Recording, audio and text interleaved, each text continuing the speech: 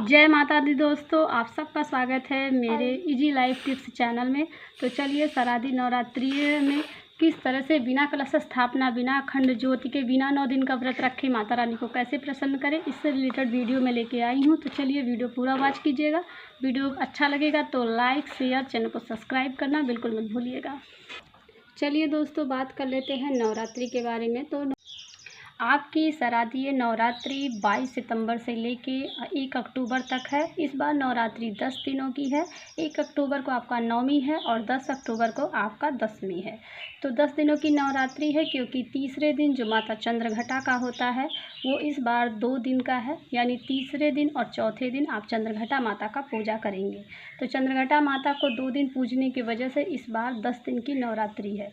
तो अष्टमी का व्रत आप 30 सितंबर को रख सकते हैं। अष्टमी नवमी दोनों का व्रत अगर आप रखते हैं तो आप 30 सितंबर और 1 अक्टूबर को रख सकते हैं।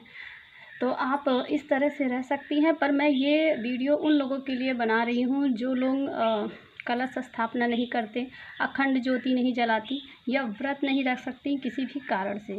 तो या फिर वो पहले दिन और आखिरी दिन ही रहती हैं, 9 दिन का व्रत नहीं रहती। उन लोगों के लिए क्या कर सकते हैं, क्या है उनके लिए ऐसा उपाय कि जिससे माता रानी प्रसन्न भी हों, 9 दिन की नवरात्रि बहुत अच्छे से निकल जाए और किस तरह से वो अपना 9 दिन का नवरात्रि ये पूरा करें।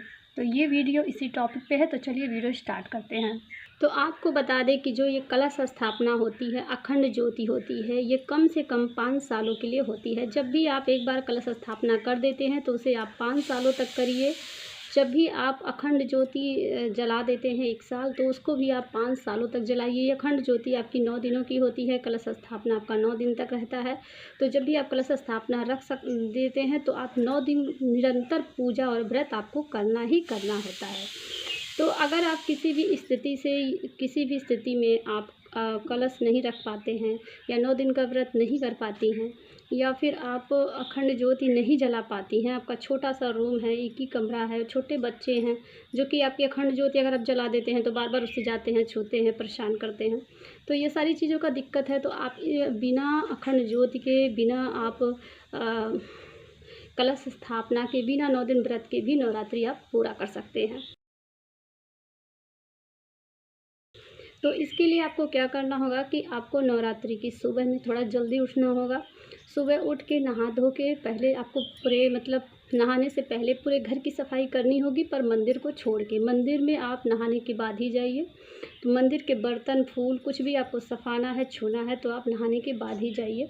तो आप नहा धो के पहले मंदिर पे गंगा जल वगैरह छिड़किए, उसके बर्तन साफ़ कीजिए, मंदिर को साफ़ कीजिए। मंदिर में आप माता जी को लाल फूल चढ़ाइए। लाल फूल शुभ होता है, बहुत ज़्यादा प्रसन्न होती है माता रानी। और आप अखंड ज्योति भले ना जला रही हैं, पर आप दीपक जलाइए, घी का दीपक, तिल के तेल का दीपक, जो भी आपके पास अवेलेबल हो आप जला दीजिए। सारी चीज़ें, अगरबत्ती वगैरह दिखा दीजिए। आप कुछ नहीं कर सकती, आप मतलब पाठ नहीं कर सकती, आपके छोटे बच्चे हैं, आप 9 दिन नहीं रह रही हैं, बहुत ज़्यादा दिक्कत है, आपको टाइम का शॉर्टेज है, वर्किंग वूमेन है, तो इस तरह से आप क्या कर सकती हैं, आप दुर्गा पाठ कर सकती हैं या दुर्गा चालीसा पढ़ सकती हैं। दुर्गा चालीसा बहुत पतली सी होती है, बहुत कम टाइम लगता है। अगर आप वो भी नहीं पढ़ पाती हैं तो बस आप आरती कीजिए। आरती में कपूर, लौंग जलाइए कपूर के साथ और पूरे घर में दिखाइए। इसके अलावा माता जी को अच्छा सा भोग लगाइए, जैसे बतासा हुआ, चीनी हुआ, दूध की मिठाई हुई, फ्रूट हुआ, हलवा हुआ, खीर हुआ, जो भी आप बना रही हैं तो वो उसमें भोग लगाइए। और भोग में जो है लौंग ज़रूर डालिए, लौंग डाल के ही भोग लगाइए माता रानी को। ये हो गया। नवरात्रि के दिन अगर आपके यहाँ नीम का पेड़ है तो उसे जल जरूर दीजिए, क्योंकि 9 दिनों में माता रानी नीम के पेड़ में निवास करती हैं। नीम की पत्तियाँ डाल के आप जल भी दे सकते हैं, माता जी का नाम लेके कहीं भी। तो धार वगैरह जैसे लोग चढ़ाते हैं वो भी आप कर सकते हैं। तो ये सारा प्रोसेस है जो कि माता रानी को प्रसन्न किया जाता है। तो दीपक आप दोनों टाइम जलाइए, भले से अखंड ज्योति नहीं जलाइए है। जब भी कोई दुर्गा चालीसा पाठ करिए तो दीपक जलाकर ही करिए। तो ये सब कर सकती हैं आप। अगर आप व्रत रह रही हैं तो आप पहले दिन आखिरी दिन कर लीजिए। 9 दिन नहीं कर पाती हैं तो व्रत 2 तरीके से किया जाता है। एक तो बिना नमक खाए, सिर्फ आप दोनों टाइम मीठा मीठा खाकर रह सकती हैं। जिसको बीपी की प्रॉब्लम है और कोई और नमक के बिना नहीं रह सकता, वो सीधा नमक खा सकता है। एक तरह से व्रत और भी रह सकता है। कुछ लोग दिन भर कुछ नहीं खाते, सिर्फ शाम को अनाज करते हैं। तो शाम को आप दूध रोटी, सेवई रोटी, खीर, कुछ भी आप खा सकते हैं, ठीक है, मीठा भोजन। तो जो लोग 9 दिन व्रत नहीं रहते वो एक टाइम का भोजन शाम को करते हैं और सात्विक भोजन करिए। खाना में बिल्कुल भी लहसुन प्याज नहीं होना चाहिए। जो 9 दिन रह रहे हैं उनके लिए भी, जो नहीं रह रहे हैं वो भी लिए, जो सिर्फ पहले दिन आखिरी दिन रहते हैं उनके लिए भी आप 9 दिन घर में लहसुन प्याज ना डालिए। बिल्कुल सात्विक भोजन बनना चाहिए घर में, क्योंकि जो खाने की स्मेल होती है पूरे घर में जाती है, इससे घर अपवित्र हो जाता है। तो घर का माहौल भी पवित्र होना चाहिए नवरात्रि के दौरान, क्योंकि माता रानी का आपके घर निवास होता है। तो गाइस ये सारे चीज़ हो गए जिसे आप फॉलो करके अपना नवरात्रि अच्छे से करिए। जो लोग अष्टमी नवमी का व्रत रहते हैं वो 30 सितंबर को करें।